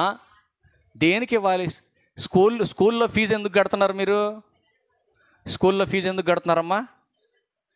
ఫీజు 50,000కి 5,000 కట్టి మిగతా కట్టలేదు అనుకోండి, ఏం చేస్తాడు? స్కూల్ అయినా ఏం చేస్తాడమ్మా? ఎగ్జామ్ పెట్టే టయానికి హాల్ టికెట్ ఇచ్చే టయానికి ఆపుతాడు. ఆపేసి నువ్వు కడితేనే హాల్ టికెట్ అంటాడు, నువ్వు కడితేనే ఎగ్జామ్ రాస్తావు అంటాడు. అవునా? ఆ కండిషన్స్ ఉన్నాయి ఎక్కడ? ఏమైనా మన దగ్గర ఉన్నాయా? లేవు. లేకపోయినా కూడా ఈరోజు మనము ప్రోత్సహించేటటువంటి విషయంలో ఏమంటే, యేసుక్రీస్తు ప్రభువారు కానుకలు పెట్టి దగ్గర కూర్చుంటే అందరూ పెద్ద పెద్ద ధనవంతులంతా వస్తున్నారు, కానుకలు వేస్తున్నారు, వెళ్ళిపోతుంటే అందులో వాళ్ళ పెద్ద పెద్ద వాళ్ళతో కలిపి ఒక పేద విధవరాలా ఏమ్మా? పేద విధవరాలు ఆమె కూడా వచ్చి వీళ్ళతో పాటు పెద్ద పెద్ద వాళ్ళతో కలిపి వచ్చి కానుకలు వేసింది. వెళ్ళిపోతే యేసుక్రీస్తు ప్రభువారు పక్కన ఉన్న శిష్యులను పిలిచి ఎట్రా పేతురు ఎట్రా యోహాను ఎట్రా అని చెప్పేసి వీళ్ళందరికంటే కూడా ఈ పేద విధవరాలే ఎక్కువ కానుక దేవునికి ఇచ్చింది అన్నాడు. ఏంటి ప్రభు, వాళ్ళందరూ మూటలు వేసేసారు కదా దాంట్లో, అసలు ఏం వేసేది మా కంటికి కూడా కనపడకుండా దాంట్లో వేసింది కదా, ఏంటి ప్రభు అని అంటే, ప్రభు అంటున్నాడు కదా, పేతురు వీళ్ళందరూ వాళ్ళు కూడబెట్టుకుంది చూసావు, అందులో నుంచి ఏదో భిక్షాటం చేసినాడు కొద్ది తెచ్చి వేసారు ఇందులో. కానీ పేద విధవరాలు మాత్రం తన జీవనమంతయు తెచ్చి నా తండ్రి పని కోసం ఇచ్చింది కనుక ఏవిడే ధన్యురాలు అన్నాడు. మరి రాయబడిందా గ్రంథంలో? రాయబడిందా? వాళ్ళందరూ రాయబడ్డారు బైబిల్లో? రాయబడలా. ఈరోజు నీకు ఇచ్చేటటువంటి కానుక కూడా దేవుడు తన గ్రంథంలో లిఖితంగా రాసుకుంటాడు. పౌలు గారు అంటాడు కదా ఫిలిప్పీ సంఘానికి 4వ అధ్యాయం చూద్దాం ఒకసారి.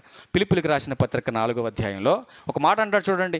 ఏదో సంపాదించేసి కూడబెట్టుకోవాలని చెప్పట్లేదు నాయన, ఈ ఇచ్చే విషయంలో కూడా మీరు గొప్పవాళ్ళు అయితే దానివల్ల మీకు లాభం ఉందంటున్నాడు పౌలు గారు. చూద్దాం ఒకసారి ఆ మాట ఏమంటున్నాడు.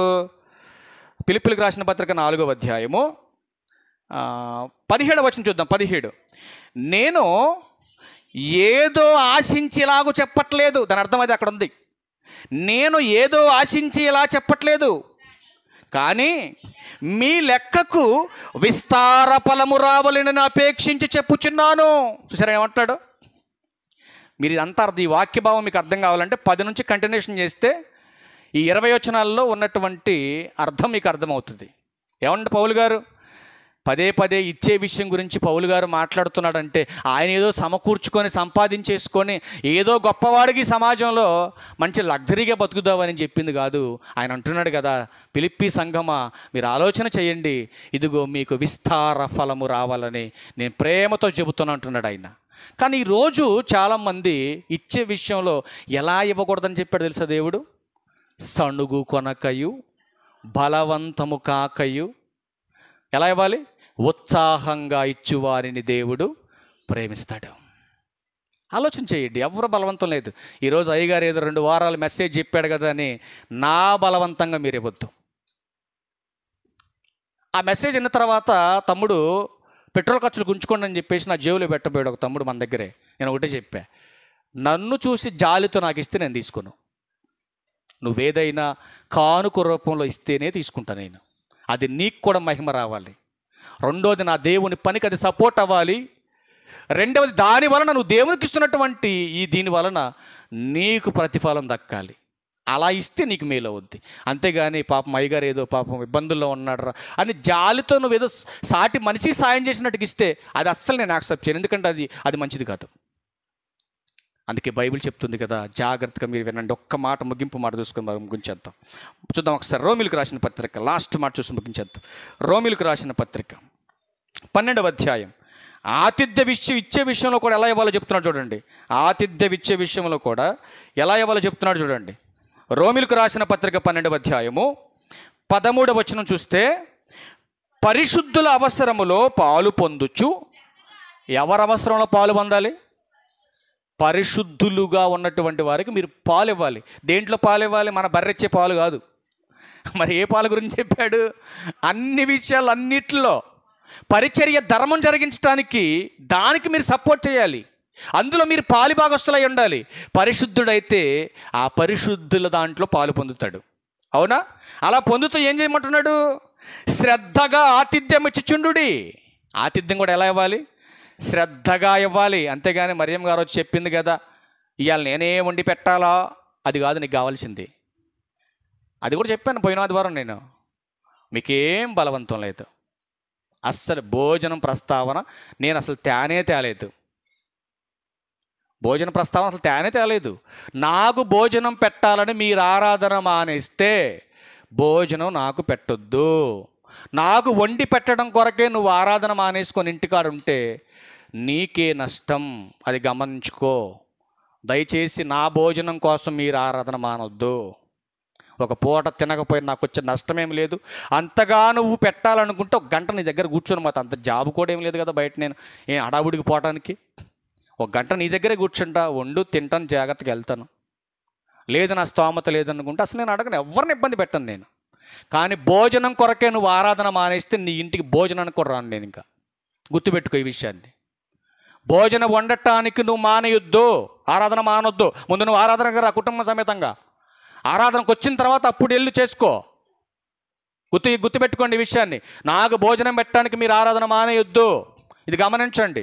ఫైనల్ మాట ఒక్క మాట చూడండి, ముగించేది. కొరింథీయులకు రాసిన మొదటి పత్రిక 9వ అధ్యాయం 14 వచ్చిన ఒక మాట చెప్తున్నాడు పౌలు గారు సంఘానికి. ఆ మాట చూసి క్లోజ్ చేద్దాం.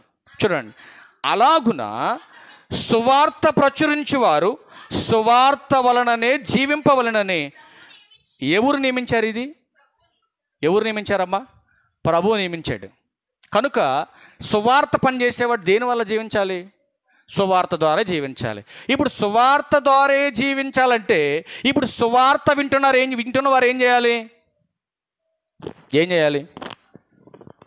సువార్తకు తగినట్టుగా మీరు పాలి భాగస్తులై ఉండాలి. అది దాని కాన్సెప్ట్ అక్కడ.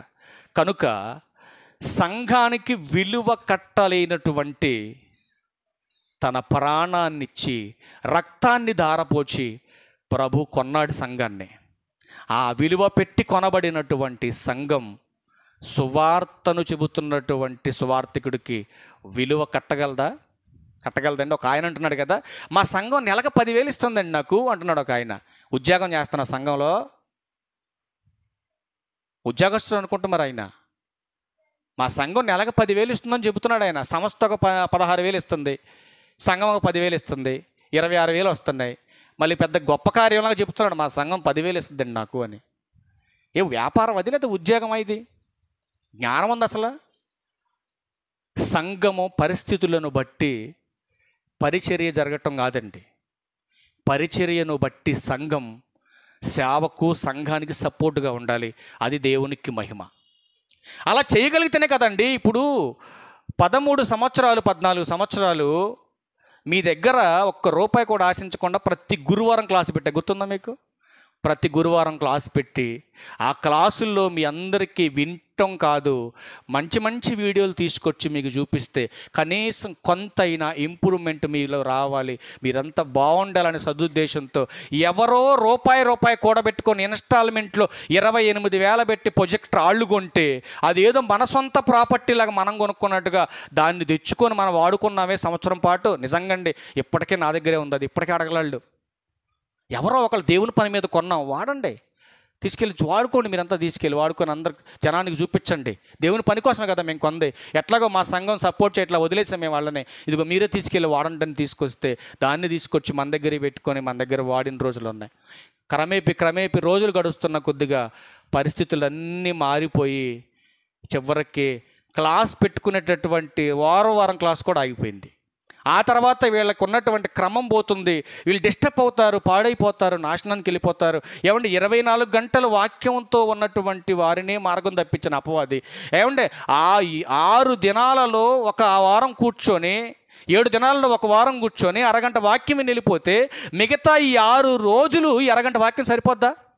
ఒక పూట తిని 6 రోజులు ఉంటావా? ఉండలేవు.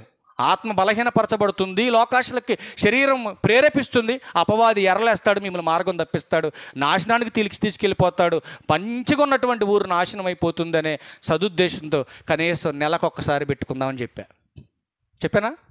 నెలకొక్కసారి పెట్టుకుందామని చెప్పా. అప్పటికి కూడా ఆలోచన చేసి అన్నాను కదా, ఎలాగో వీళ్ళకి ఇంట్రెస్ట్ లేదు, కానీ ఆదివారం పొద్దున్నే వచ్చి మనం సండే స్కూల్ పెట్టాలంటే పిల్లలకి కుదరట్లేదమ్మా. కనీసం ఆరాధన అయిపోయిన తర్వాత వాళ్ళకి ఒక గంట మనం పెడదాం, ఎందుకంటే ఇప్పుడు ఖాళీయే కదా, డ్యూటీకి కూడా వెళ్ళక్కర్లేదు. కనీసం పెద్దలు ఎలాగైతే వాళ్ళు మూమెంట్ చేయట్లేదు, పిల్లలైనా కొంచెం ఇంప్రూవ్మెంట్ తీసుకొద్దామని 3 నెలలు అలా తీసుకొస్తే మీ పిల్లల్లో వాతావరణమే వేరే రకంగా మారిపోయింది. కానీ క్రమేపీ ముందుకు వచ్చిన కొద్దిగా అసలు క్లాస్ అనే ఆలోచన లేదు, వాక్యం అన్న భావం లేదు, మందిరం అన్న ఆలోచన లేదు. అసలు ఒకడు ఉన్నాడు సంఘానికి కాపరిగా, మరి ఆయన ఉన్నాడా లేడన్న ఆలోచన కూడా లేదు. కనీసం నేను ఒక మాట చెప్తున్నా వినండి, మీకు బాధ వచ్చినా ఏదైనా మీకు సమస్య వచ్చినప్పుడు ఫోన్ చేసి అయ్యగారు ప్రార్థన చేయండి అంటాం తప్ప, ఈ మధ్యకాలంలో అసలు ఆయన ఉన్నాడా లేదని ఫోన్ చేసి అడిగిన వాళ్ళు కూడా లేరు. అప్పుడప్పుడు మనసాకు నేనే ఫోన్ చేస్తా ఎవరికొకరికి, ఫోన్ చేసి అందరు నేను అడిగి కనుక్కోండి ఎవరినైనా అడిగి, నేను ఫోన్ చేసినప్పుడు ఒకటే అడుగుతా, అందరు బాగున్నారా మన వాళ్ళంతా అని. ఈ మాట మా అమ్మ దగ్గర వాడతా, ఒకప్పుడు వాడుండి, అమ్మ బాగున్నారా అని. అదే మాట ఈరోజు సంఘాన్ని అడుగుతున్నా నేను. మీరు ఆలోచన చేయండి. ప్రతి నిత్యము మీకోసం ప్రార్థన చేసి, ప్రతి నిత్యం మీకోసం తపన పడి, ఈరోజు కూడా ఒక ఆయన అన్నాడు, ఎందుకయ్యా అంత దూరం నువ్వు శ్రమించుకొని కష్టపడి, ఎందుకు నీకు అంత తపన, ఎందుకు అంత ఇష్టం, ఎందుకు నీకు వాళ్ళంటే అంత ప్రేమ ఎందుకు నీకు అని అంటే, ఆయన చెప్పడానికి 2 రోజుల ముందే రాసుకున్న వాక్యాన్ని నేను. ఎందుకంటే ఈ సంఘాన్ని నేను కట్టలేదు, నేను కొనలేదు. ఎవరిది సంఘం? ఆదామన్న గారు ఏర్పాటు చేశారు, దేవుడు రక్తం ఇచ్చి కొన్నాడు. ఆ కట్టబడినటువంటి మిమ్మల్ని ఆత్మీయంగా ఎలా నిలబెట్టాలని ఎన్ని రకాలుగా బోధ చేసినా తెలుసా మీకు? పౌలు గారు చెబుతాడు కొలస్సీ సంఘాన్ని 1వ అధ్యాయం 28 తిన్న ఒకసారి ఆ మాట, ఎంత బాగుంటుంది ఆ మాట. అంత తపన పౌలు గారిలో కనపడుతున్నటువంటి తపన చూసే చివరికి ఏమండి, ఆయనకున్నటువంటి గోల్ ఏదైతే ఉందో దాంట్లో కనీసం 1% అని నాకు ఉండాలని ఆయన పేరు నేను పెట్టుకున్నానండి. మన ఊరి ద్వారాగానే. చదవండి ఒకసారి ఆ మాట ఏముంది అక్కడ. ఏ విధము చేతనైనను ప్రతి మనుష్యుణ్ణి, తీలేదా? కొలసీలకు రాసిన పత్రిక 1వ అధ్యాయం 28వ వచనం. కొలసీలకు రాసిన పత్రిక ప్రతి మనుషుని క్రీస్తునందు సంపూర్ణిగా చేసి ఆయన ఎదుట నిలవబెట్టవలనని సమస్త విధములైన జ్ఞానముతో మేము ప్రతి మనుషునికి బుద్ధి చెప్పుచు ప్రతి మనుషునికి బోధించుచు ఆయనను ప్రకటించుచున్నాం. ఈ గద్దింపులు, ఈ హెచ్చరికలన్నీ నిన్ను క్రీస్తు ముందు నిలబెట్టాలనే కానీ నిన్ను తిడితే నాకేమొస్తుందో చెప్పు. అసలు తిట్టడానికి నేనెవరినండి? నేనెందుకు తిట్టాలి మిమ్మల్ని? తిట్టడానికి కాదు నన్ను పెట్టింది, వాక్యం చేత హెచ్చరించడానికి, గద్దించడానికి దేవుడు నన్ను నిలబెట్టాడు. ఎందుకంటే నన్ను నిలబెట్టుకున్నటువంటి దేవుని ఎదుట మిమ్మల్ని నిలబెట్టాలనేది నా తపన. దానికోసమే అనేకమైనటువంటి మూలాలన్నీ కూడా తీసుకొచ్చి మీకు తెరల మీదే చూపించాను, వాక్యంగా మీకు చెప్పించాను. అయినా కూడా నెలలు గడుస్తున్న దేవుని వాక్యాన్ని కరువవుతున్నాం. అనేకమైన విపత్తులు బయట జరుగుతున్నాయి, మనుషుల్ని పట్టి పీడిస్తున్నాయి రోగాలు, భయంకరమైన విపత్తులు, నాశనాలు వస్తున్నాయి సమాజానికి. అయినా రక్షణ కవచంగా ఉన్నటువంటి, రక్షణార్థమైనటువంటి వాక్యాన్ని మనం నిర్లక్ష్యం చేస్తే ఎలాగ తప్పించుకుంటాం? కనుక సేవకుడిని రప్పించాలి, దేవుని వాక్యాన్ని నేర్చుకోవాలి అన్న ఆలోచన, తపన ఉందండి. మీరు ఆలోచన చేయండి. నేను చెబుతున్నాను కాదు, ప్రతి మాట మీ అందరికీ తెలుసు నేను చెప్పే మాట. కానీ చేతులు కాలిన తర్వాత ఏం పట్టుకుంటే? ఆకులు పట్టుకుంటే ఒరిగేదేం లేదు. అది గమనించండి మీరు. కనుక ప్రియులరా, సంఘము క్షేమాభివృద్ధికరంగా పరిచర్య ధర్మం జరగాలంటే పరిశుద్ధుల సహవాసములో ఉన్న మీరంతా ఆ పరిశుద్ధమైనటువంటి పనిలో మీరు ఎలా ఉండాలి? పాలి భాగస్తులుగా మీరుండి సపోర్టుగా చేయగలిగినప్పుడే పరిచర్యను సక్రమంగా చేయగలుగుతాం. అది కూడా చెప్పాను. ఎందుకు మిమ్మల్ని ఎవరిని ఇబ్బంది పెట్టడం ఇష్టం లేక, ఇందాక భోజనం అక్కడ మారేమండలం అయిపోయిన తర్వాత మేమందరం కూర్చున్నప్పుడు కూడా మరి వాడికి తెలియదు కదా, ఇవన్నీ తెలియక అన్నాడు కదా, డాడీ ఒక్కడనే వెళ్ళమన్నావు కానీ ఒక్కడిని వెళ్ళలే కానీ మా అమ్మని తీసుకొని పోతా అన్నట్టు. అమ్మని తీసుకొని వెళ్తాను నేను ఈ ఒక్క వారం అని చెప్పానంటే నేను అన్నాను కదా, మీ అమ్మని వెళ్తారా అన్నాను నేను. అవును మా అమ్మ నేను వెళ్తాను. సరే ఎదురుగాలేనా, భలే ఆనందంగా ఉందరా మీకు కూడా, సరే ఎదురుగాలి రా అని చెప్పాను నేను. అన్న తర్వాత అప్పుడు వాళ్ళ అమ్మంది, లేదు నాన్న అందరం కలిసి వెళ్దాం, అందరం కలిసే పోదాం అని చెప్పేసి అనుకొని ఒక బాధ్యతగా రావటం అనేది జరిగింది. గమనించండి, ఎవరిని విమర్శించి లేకపోతే దండించి మీ దగ్గర భయపెట్టి లాక్కునేటటువంటి బోధ బ్రతుకున్న వరకు నేను చేయటం అది నాకు అవసరం లేదు.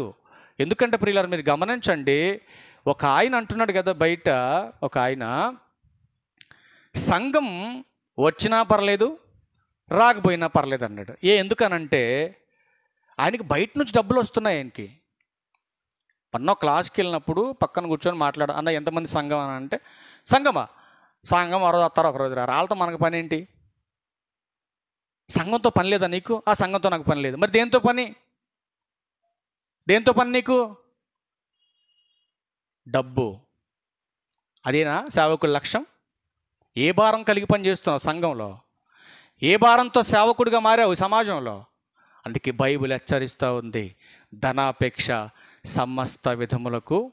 సమస్త కీడులకు మూలమంది గ్రంథం. కానీ సేవకుడు యొక్క గురి, ఆలోచన ఆత్మల భారం వైపు ఉండాలి తప్ప ఆస్తుల భారంతో పని చేయకూడదండి. ఖచ్చితంగా ఏదో ఒక రోజు మనం వెళ్ళిపోక తప్పదు. ఉండేవాళ్ళం కాదు శాశ్వతంగా. ఎందుకంటే మనంతా కూడా యాత్రలో ఉన్నాం. ఉన్న కొద్ది రోజులైనా ఒకరికొకరు సపోర్ట్ చేయాలి. ఇప్పుడు మీరు చేయగలిగారు అనుకోండి, మీరు చేయగలిగితే దాన్ని కూడా నేను ఏం చేస్తా? మీరు చేస్తే ఏం చేస్తాను? దాన్ని నేను పరిచర్యకే వాడుతున్నా. నేను మీరు ఆలోచించారో లేదో, నాకు 2-3 సందర్భాల్లో చాలా బాధపడుతూ వెళ్ళాను నేను. కనీసం ఒక మనిషి చనిపోతే ఒక దండ కొని తీసుకొచ్చేసేటటువంటి పరిస్థితిలో కూడా లేక, నాకు బజారు కానీ చిన్నపిల్లలు కానీ తమ్ముడు కిషోర్ కానీ ఫోన్ చేస్తే నేను ఒక దండ కూడా కొనుక్కొని వస్తానని చెప్పలేని పరిస్థితి వచ్చేసింది. ఒకసారి రమేష్ అన్న గారు తెప్పించాడు, ఒకసారి తమ్ముడు కిషోర్ తెచ్చాడు, ఒకసారి పుల్లయ్య గారు తెప్పించాడు. కానీ ఆ తెచ్చినవన్నీ కూడా మీరు అందరూ ఏమన్నారు తెలుసా? డబ్బులు నాకు కొడితే వాళ్ళు నేను పట్టుకొచ్చి అక్కడ పెట్టా మీ దగ్గర. మీరందరూ నేనే తెచ్చాను అనుకున్నారు ఆ పూలు దండలు. కాని ప్రియులారా, నేను తేలేదండి, మనోళ్ళు ఇస్తేనే పట్టుకొచ్చాను నేను. కనుక ఏది చేసినా కూడా దేవునికి మహిమకరంగా మనం చేద్దాం. మనకున్న ఆత్మీయ స్థితిని మనం కోల్పోయి మన భక్తి జీవితాన్ని మనం పాడు చేసుకొని పడిపోతే మనల్ని ఎవ్వరూ లేవనెత్తలేరు, ఒక్క దేవుడు తప్ప. కనుక నేను చెప్పేది ఒకటే, పని చేసుకోండి. 6 దినాలు అసలు నువ్వు రెస్ట్ లేకుండా పని చేసుకో. ఆదివారం ఆరాధనకు రా, ఎంతసేపు గంటల తరబడి కూర్చోబెట్టంగా నీకు గంటన్నర కూర్చోబెడతాం ఇక్కడ.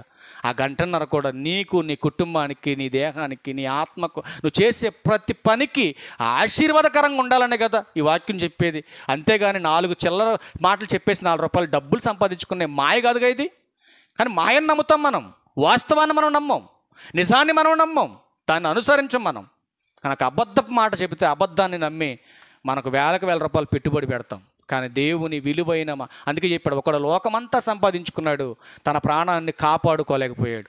కానీ ప్రియులారా, లోకమంతా సంపాదించుకునే వాడికంటే కూడా మీరు దేవుని జ్ఞానాన్ని సంపాదిస్తే వాడికంటే కూడా మీరు గొప్పోళ్ళని గ్రంథం హెచ్చరిస్తుంది. కనుక విలువైన జ్ఞానాన్ని సంపాదించడానికి మనమందరం కూడా ప్రయాసపడాలని ప్రభు పేరట మీకు మనవి చేస్తూ ఈ నా మాటలు ముగిస్తూ అందరికీ వందనాలు. Thank you.